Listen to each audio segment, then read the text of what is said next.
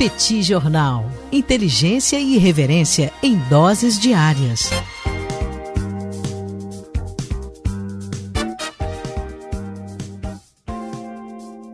Olá, gente. Bem-vindos a um bate-papo extra do Petit Jornal. Nessa quinta-feira, 26 de agosto de 2021, dia onde nós tivemos aí um atentado terrorista de grandes proporções em Cabul, no Afeganistão. Ontem, no bate-papo semanal, no bate-papo tradicional do Petit Jornal, nós já falávamos sobre essa possibilidade, a possibilidade de um atentado terrorista feito pelo ISIS-K, e infelizmente esse atentado acabou se confirmando ao longo do dia de hoje. Um dia muito triste, né, Tanguy, no Afeganistão, e com repercussões ainda de grandes proporções, né? Então, boa noite, Daniel, boa noite, pessoal que está assistindo a gente aqui nessa live. A gente está gravando isso aqui numa live no Instagram. Pessoal que está ouvindo a gente pelo podcast, onde quer que seja.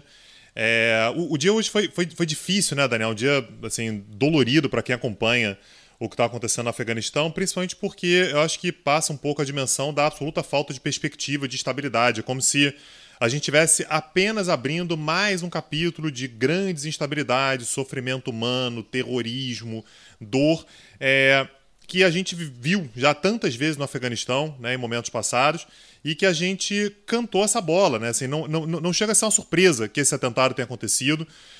Se você está surpreso, é porque você não estava informado do que estava acontecendo. Analisando o cenário, dava para ver que esse atentado era totalmente possível. Acho que vale a pena a gente retomar, inclusive, Daniel, a discussão que a gente fez, ainda que de forma breve, no bate-papo, né? No último bate-papo que a gente gravou na quarta-feira. Isso, a gente gravou ontem na quarta-feira.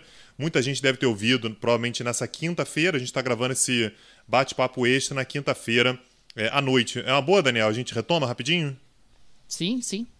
Então, assim, a discussão que a gente fez no bate-papo era que há, naturalmente, uma discussão, né, na verdade, não é nem discussão, um diálogo, né, um contato entre Estados Unidos e Talibã.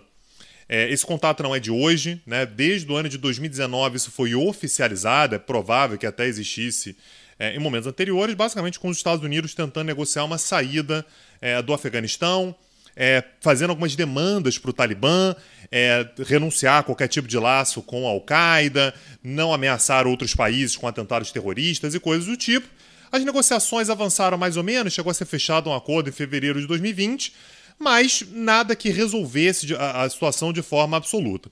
Pois bem, o Biden assume a presidência e ele resolve dar continuidade ao plano do Trump, que era de sair o mais rápido possível, e ele coloca como prazo, portanto, que a saída deveria acontecer até o dia 11 de setembro, é simbólico, né? São os 20 anos dos maiores atentados, né, da história dos Estados Unidos, né, do dia 11 de setembro de 2001.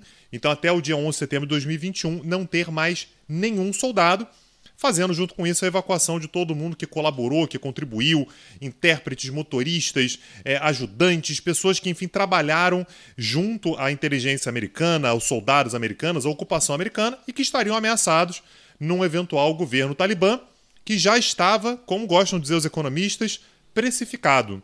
Já estava lá, assim, podia demorar um pouquinho mais, a ideia era que talvez demorasse um pouquinho mais, mas que o Talibã ia voltar para o poder, esperava-se que coisa de 2 meses, 3 meses, 4 meses, e acabou sendo o quê, Daniel? 2 semanas? 3 semanas? Né? Acho que não vai muito além disso. É muito impressionante porque essa saída dos Estados Unidos do Talibã, como você muito bem colocou, ela está precificada desde o governo Obama. Quer dizer, o governo Obama já sinalizava que queria tirar as tropas do Afeganistão, não tirou. Depois veio o governo do Donald Trump, que também sinalizou que retiraria as tropas do Afeganistão, chegou a celebrar um acordo com os talibãs em 2020. Acordo esse de retirada das tropas que, bem ou mal, o Biden acabou decidindo levar adiante.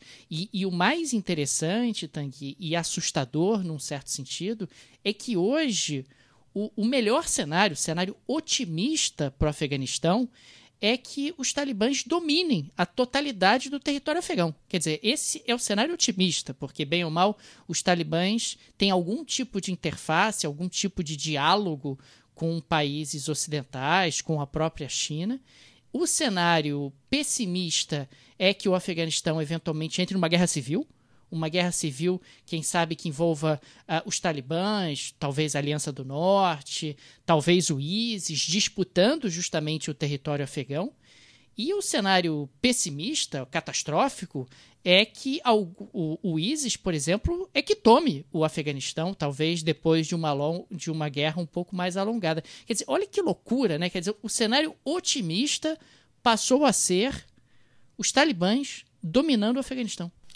Pois é, e esse ponto que você trouxe, Daniel, acho que é o ponto mais importante, né? A gente, durante algum tempo, pareceu, né, pelas análises que eram feitas de momento, e não tem muito como ser diferente, que basicamente o Talibã é que ia dominar o país e você tinha a saída dos Estados Unidos e o Talibã assumindo.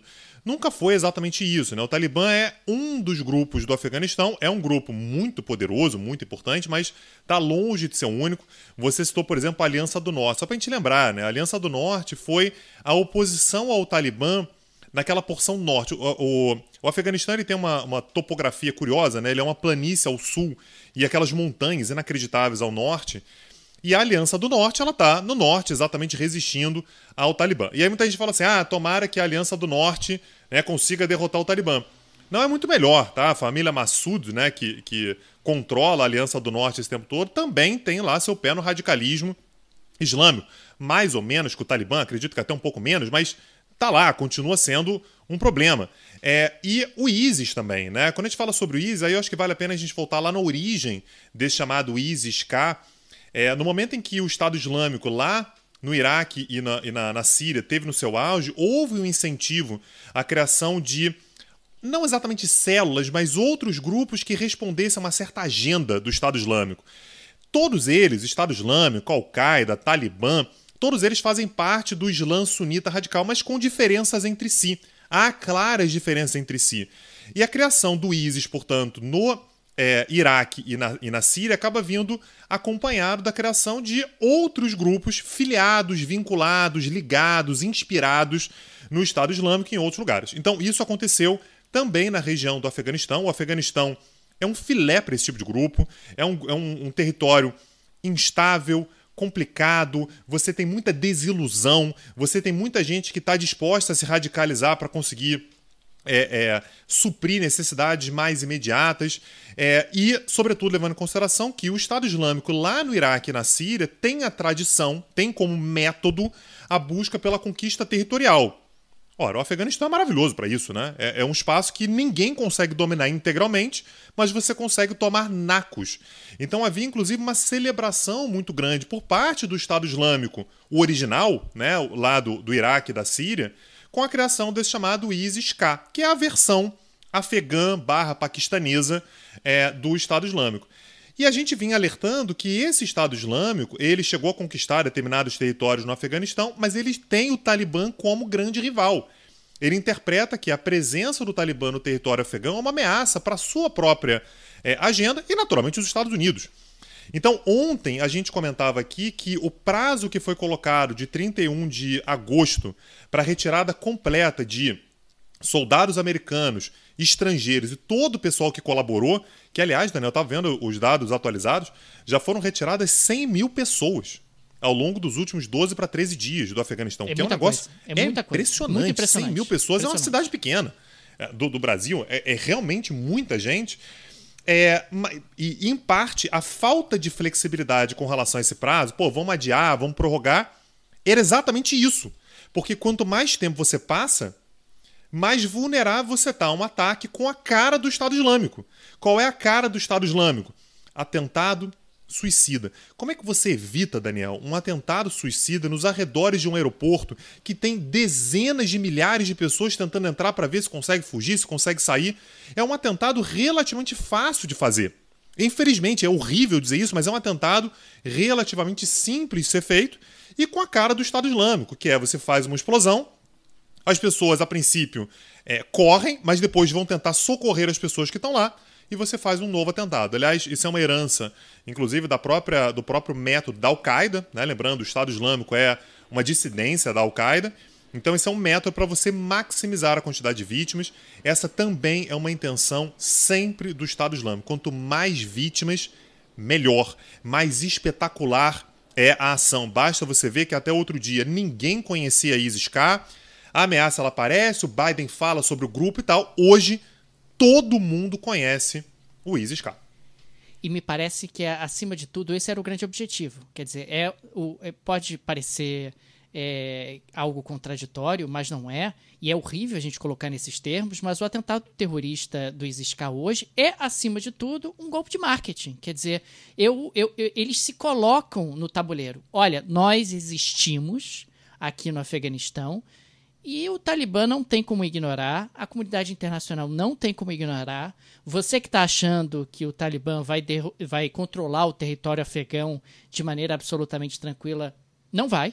Né? O Afeganistão, na prática, ele ainda está em disputa, inclusive, entre grupos que não vão compor. Esses grupos não vão compor. Embora sejam grupos sunitas, né? Isso é muito impressionante, grupos que têm uma visão mais radicalizadas de interpretação do Corão, não tem nenhuma chance deles se unirem. E ao mesmo tempo, eles conseguem chamar atenção, inclusive, para buscar novos integrantes, né? Quer dizer, olha que grupo... Esse grupo é bom. Quer dizer, esse grupo não dialoga com o Ocidente. Esse grupo não conversa com os Estados Unidos. Esse grupo é o que eu quero. Quer dizer, eu tenho certeza que nos próximos dias, infelizmente, o ISIS-K vai receber, digamos assim, applications, né, Tanguy? Pessoas querendo aderir ao grupo, querendo lutar pelo grupo, o que é, sem dúvida, algo impressionante. E tem mais uma coisa aí também, né, Daniel? A gente está falando também sobre financiamento. A grana que rola para esses grupos é uma grana que ela é canalizada. Então, enquanto o Talibã é o grupo do momento, tá todo mundo falando sobre o Talibã que é inflexível, o Talibã botou os Estados Unidos para correr porque é o discurso que foi vendido. Tem muita gente lá no Golfo, tem muita gente na Arábia Saudita, tem muita gente em vários lugares. Fala assim, pô, olha só, eu vou ter que botar meu dinheiro em algum lugar, vou botar no Talibã. O Talibã, de repente, ajuda a compor exatamente o cenário que eu considero o ideal. Importante lembrar, o Talibã choca muita gente, mas ele anima muita gente também.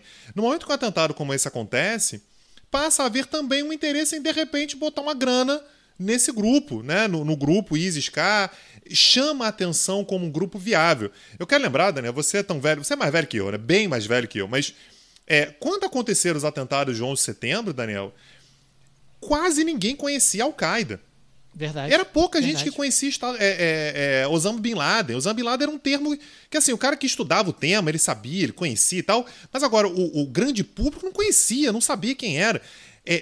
Vai para o cenário internacional, né, as pessoas passam a conhecer.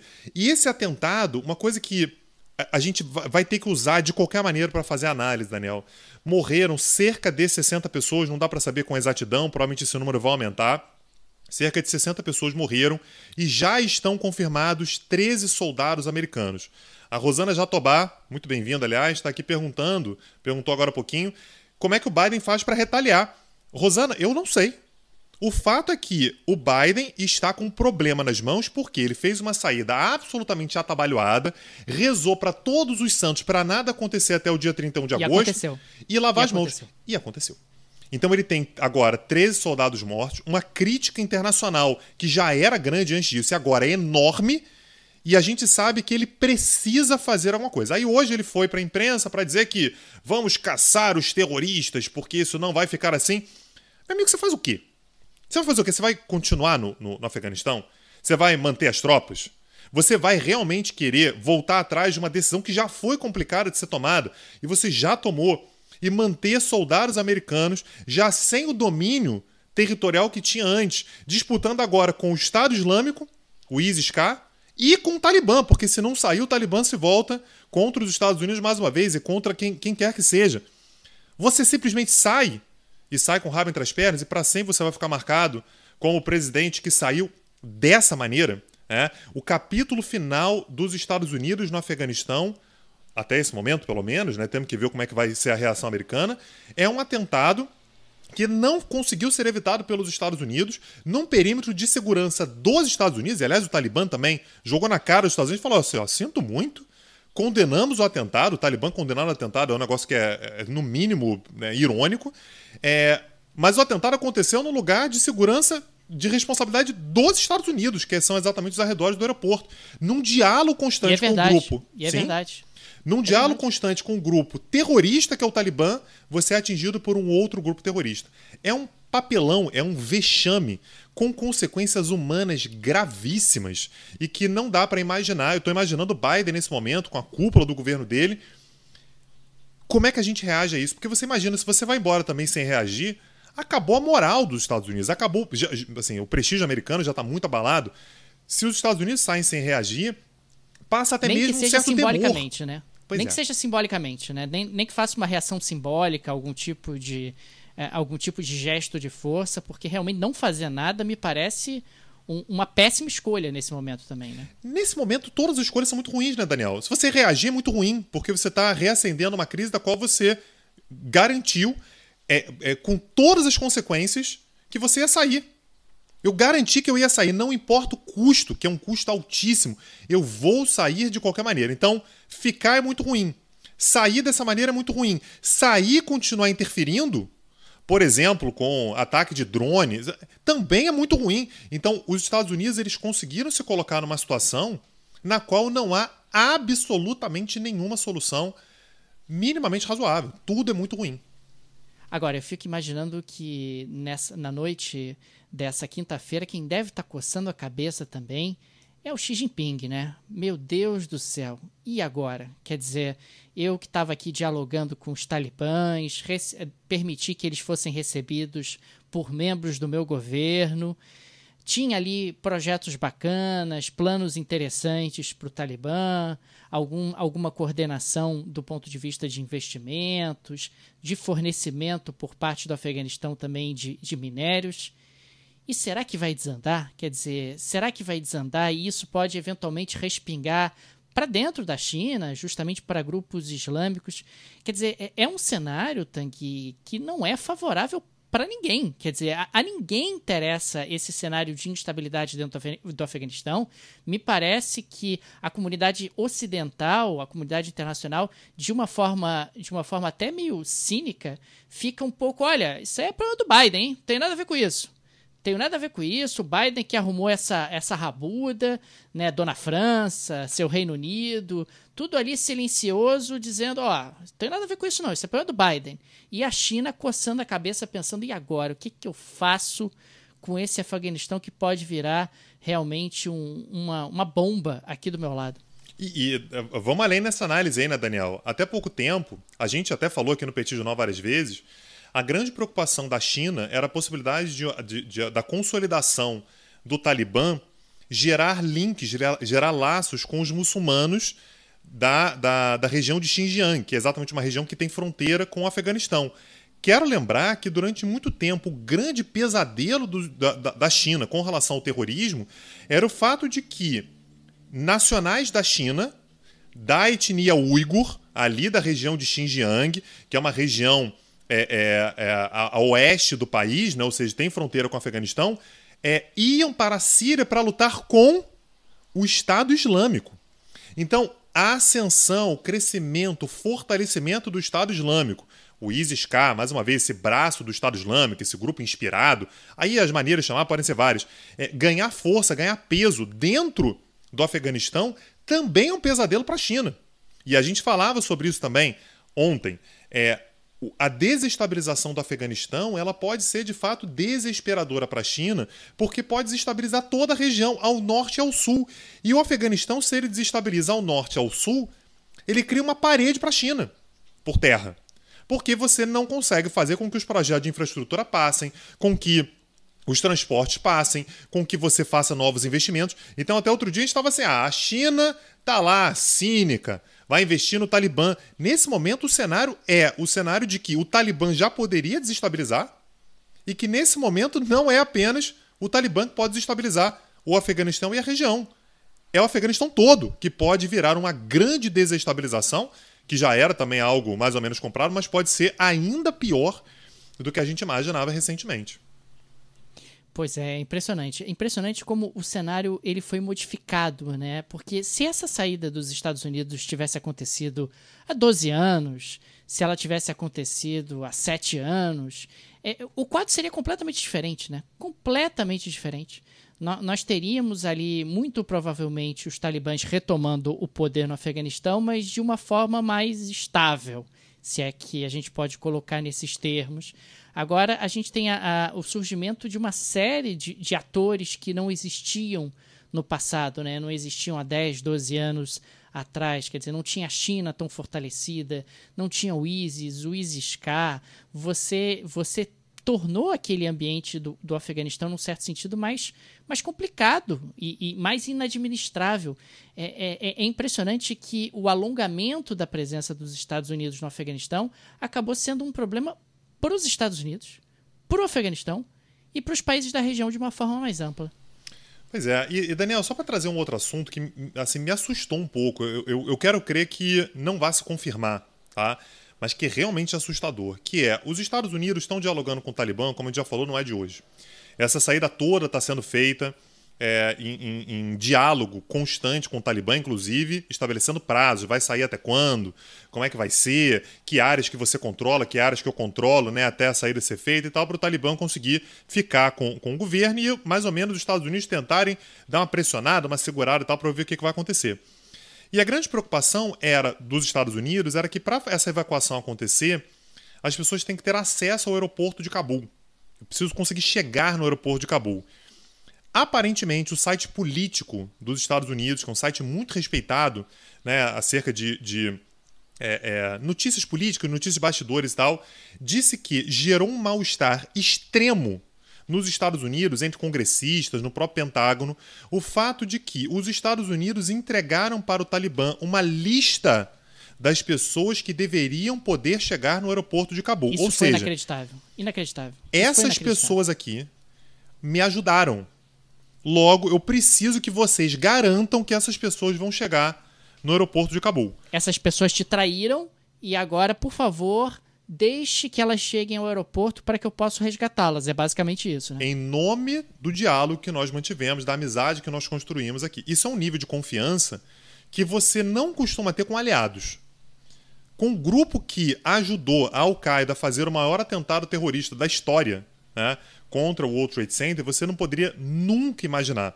Então, assim, a narrativa que estava sendo construída era que nos Estados Unidos se virou escândalo.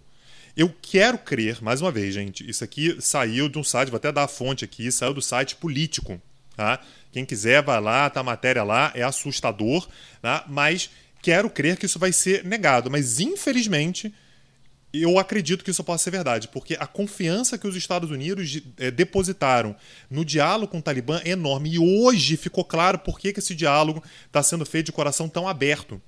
Os Estados Unidos já entenderam que o Talibã é um problemaço, mas que o Estado Islâmico pode ser um problema ainda maior. Os Estados Unidos estavam rezando para não esbarrar com o Estado Islâmico, o ISIS-K, até o dia 31 de agosto, que não aconteceu. Isso mexe no cenário como um todo e a gente não pode esquecer que o Talibã não se tornou o mocinho da história.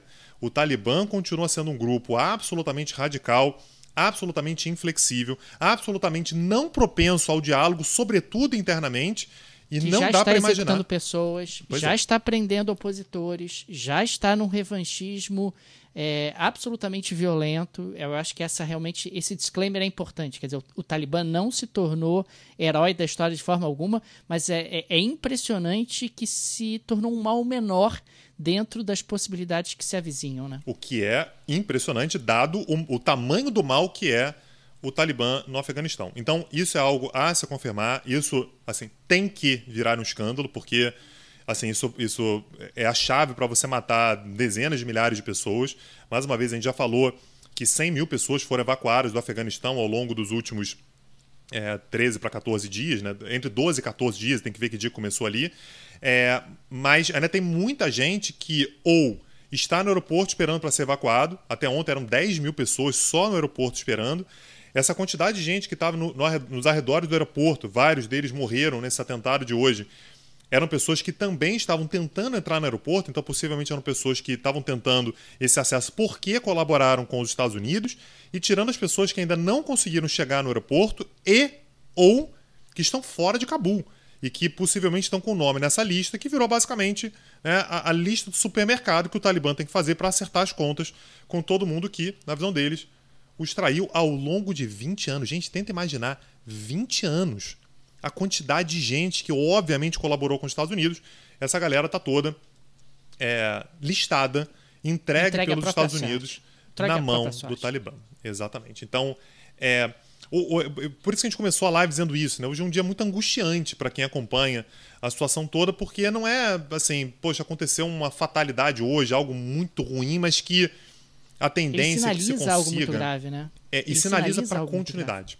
E para a continuidade de um cenário gravíssimo que a gente vai encontrar no Talibã, no Afeganistão, daqui para frente. É isso, Tanguy. Acho que nós precisávamos nos encontrar nesse bate-papo extra e até em respeito aos nossos ouvintes, acho que era necessário explorar um pouco os acontecimentos no dia de hoje, porque é uma inflexão, né? Uma inflexão importante. Pois é. Bom, queria agradecer o pessoal que está aqui assistindo a gente nessa live no Instagram. Esse é um compromisso que a gente tem, né, Daniel, de que quando alguma coisa de sério acontecer, a gente tiver a possibilidade, óbvio, às vezes a gente tem desencontro de horário, tem outros compromissos profissionais e tal, mas quando dá, a gente se encontra aqui para tentar discutir a coisa também no calor do momento. Eu acho que é importante fazer a discussão no calor do momento, então a gente vai continuar fazendo isso, ou tentando fazer isso daqui para frente. Queria agradecer profundamente os nossos apoiadores, o pessoal que de fato ajuda muito a gente a manter o pique, né, Daniel? Às vezes cansa muito fazer esse tipo de análise, fazer colunas todos os dias e tal, e a gente se mantém aqui em grande medida por causa dos apoiadores. Já falamos ontem, teremos novidades muito legais para os apoiadores, exatamente porque a gente sabe que eles estão junto com a gente.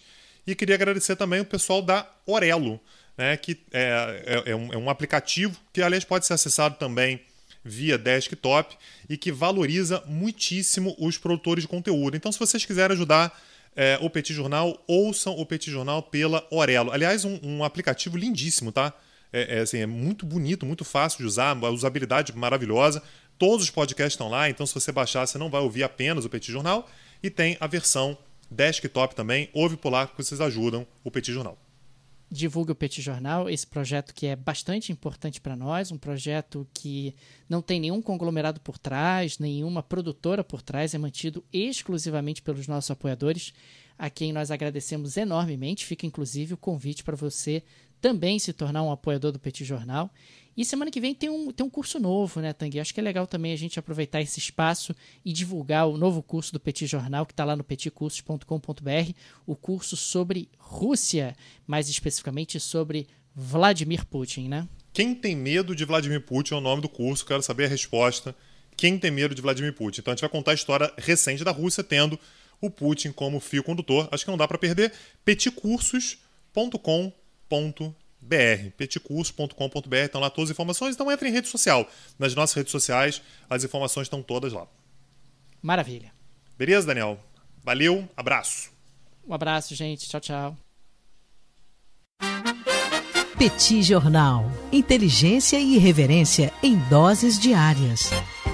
Acesse www.petitjornal.com.br.